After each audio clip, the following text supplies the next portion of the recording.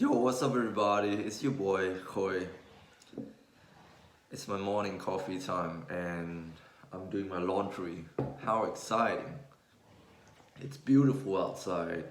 The birds are chirping, the sun is shining, the grass is green, the sky is blue with a little bit of clouds. It's so beautiful, man. It's so beautiful.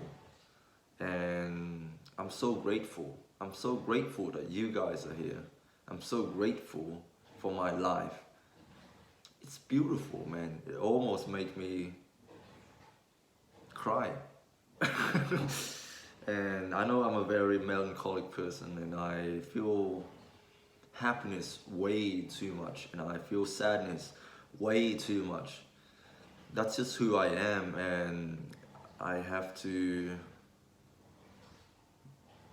be grateful for that because God has given me this gift of life and I'm supposed to feel emotional about it.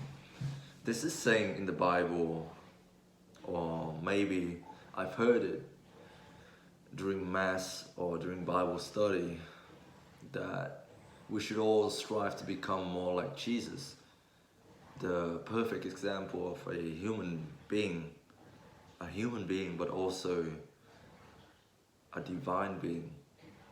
It's very contradictory in Christianity and in a lot of other religions. Religions are not meant to be rational. No. Religions are very irrational, very, I don't know, very hard to use logic to explain. And religion is the breakdown of critical thinking. But yet somehow it makes me feel so calm. Maybe it's because it's like a fairy tale. When you tell children these stories when they were little, it comforts them. It's a strange thing. I cannot explain it, but it feels so liberating, living my fate up to a greater being out there to decide. I feel so liberated knowing that I don't have complete control over my life, that something bad or something good is gonna happen to me. God's willing. If God wills it, then so be it.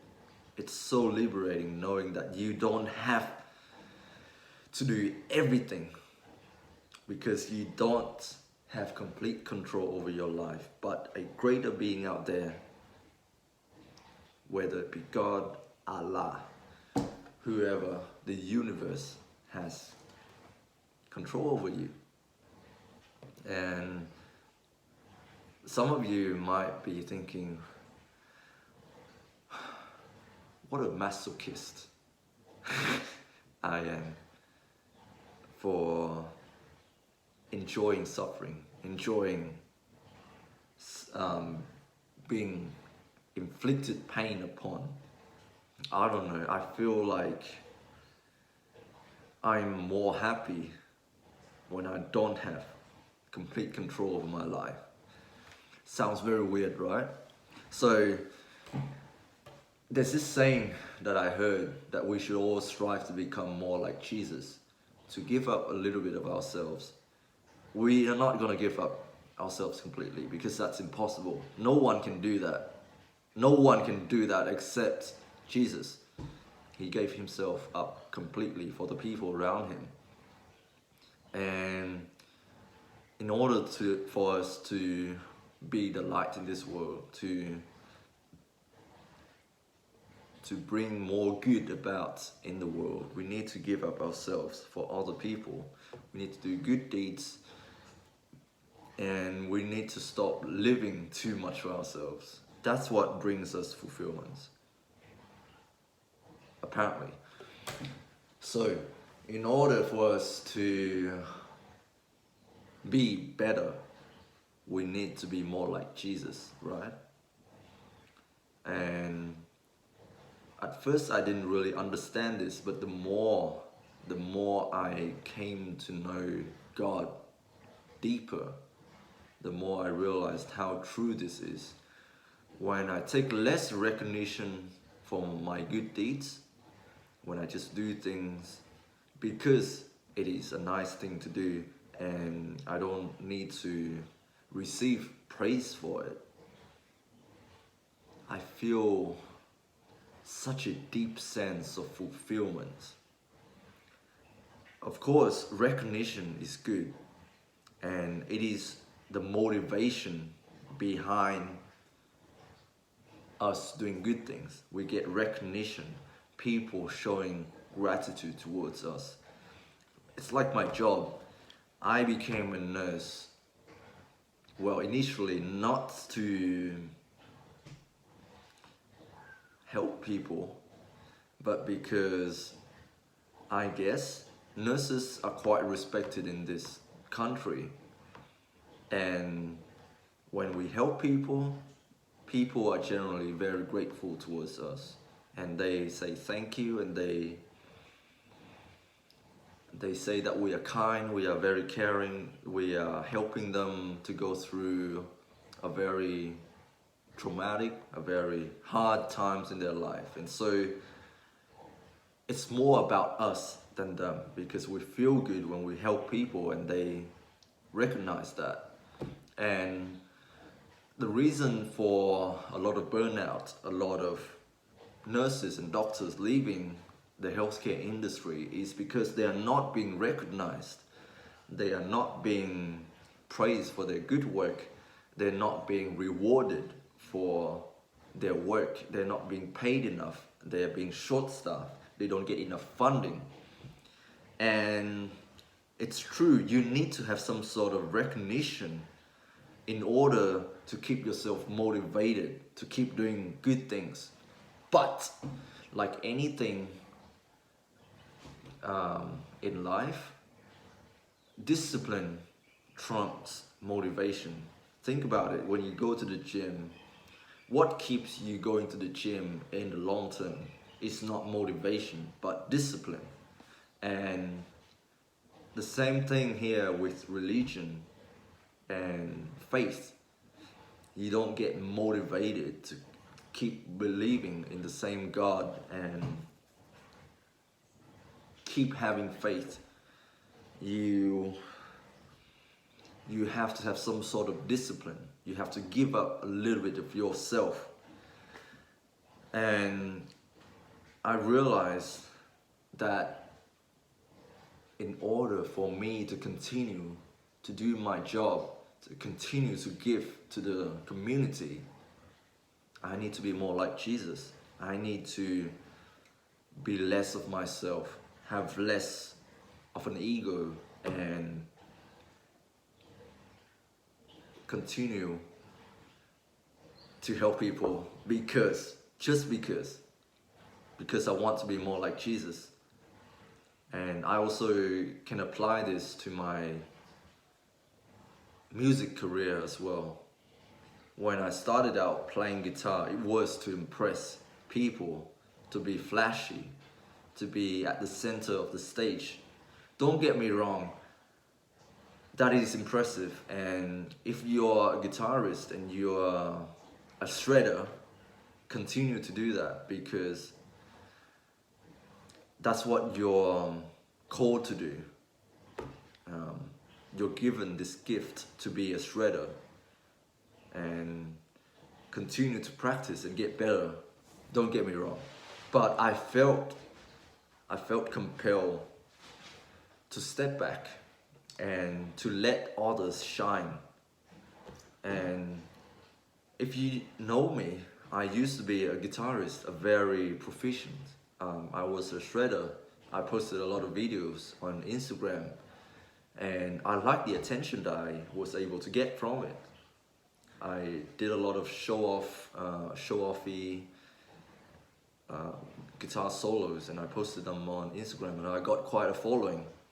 But I've stopped doing that because I realized it doesn't align with my being. God has called me to be a bass player, and as you all know, a bass player doesn't get a lot of recognition in any sort of band because they are in the rhythm section, they are in the back.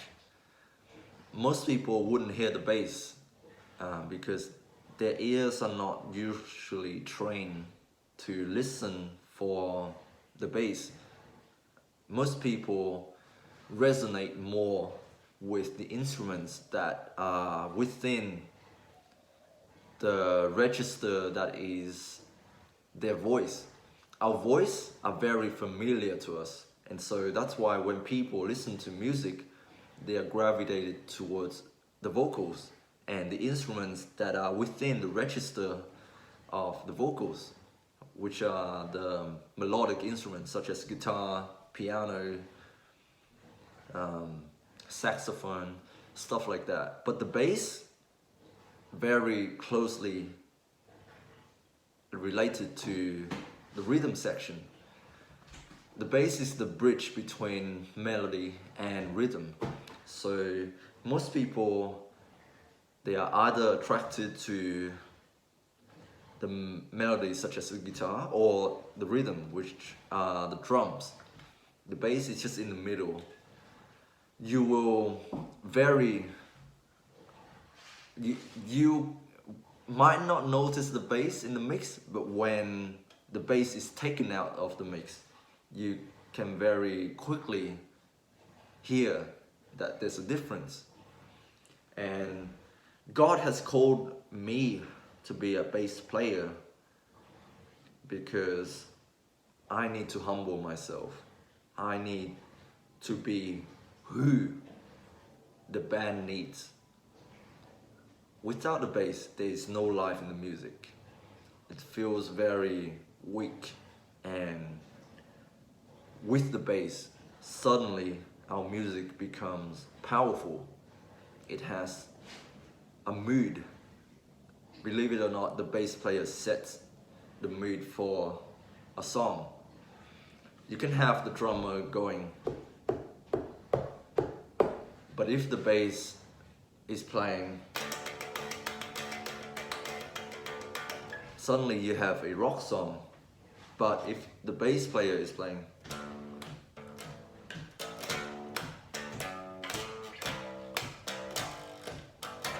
then you have like a country song. And so the bass player is important, but they don't get recognized. And they don't get the attention that they deserve. And so I feel that it is for me. I need to step back. I need to let other people shine. I need to see the good in people and let them grow. It gives me a deep sense of purpose. I feel so fulfilled when I am a part of someone's success, which is one of the reasons why I started this channel as well. I don't want to be famous. I want you guys to feel fulfilled in this life, and I want you to go out there and spread the love. And yeah, I know it's very it's very deep, it's very full on for a morning coffee video, but God has given me this message and I want to share it with you guys. And I hope you are doing extremely well, and I hope your day will be beautiful. And that's it. I love you guys, and I'll see you in my next video. Peace.